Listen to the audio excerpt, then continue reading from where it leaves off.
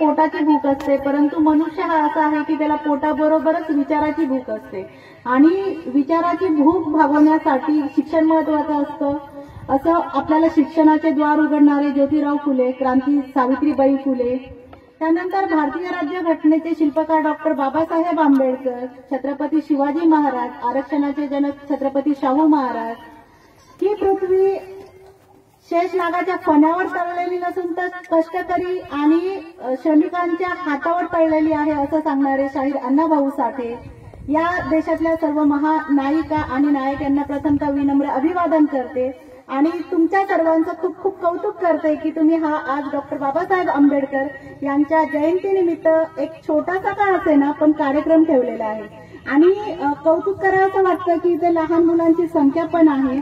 इथे उपस्थित सर्व ग्रामपंचायत सदस्य, त्यानंतर सर्व उपस्थित मान्यवर, प्रत्येकाला मी वैयक्तिक ओळखत नाही, त्यामुळे सर्व माझे ज्येष्ठ बंधू भगिनी तुमच्या सर्वांच्या परवानगीने आज इथे बोलण्याचा प्रयत्न करते.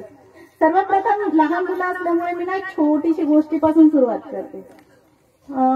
एक देश असतो, जसं आपल्या देशाची फाळणी झालेली होती, तुम्हाला माहिती आहे ना, आपल्या देशाचे 2 भाग झालेले होते. मग फॉर एक्झाम्पल आपण तसंच घेऊया की नांदगावचे 2 तुकडे झाले, 2 नांदगाव झाले. मग काय होतं की 2 भाग झाल्यानंतर 2 पुत्रे असतात. एक म्हणतो की मला या गावात राहायचं, दुसरा म्हणतो मला त्या गावात राहायचं आणि ते राहतात.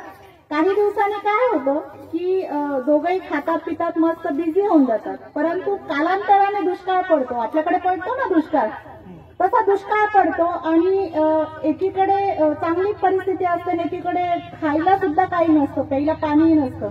मग हा त्याला फोन करतो की अरे तुझ्याकडे काय कंडिशन आहे, तुझ्याकडे जेवण येते आहे का व्यवस्थित, तर तो म्हणतो हो आहे ना. मग म्हणे मी येऊ का तुझ्याकडे राहायला, मी खूप हडकुळा झालो आहे, खूप अशक्त झालोय.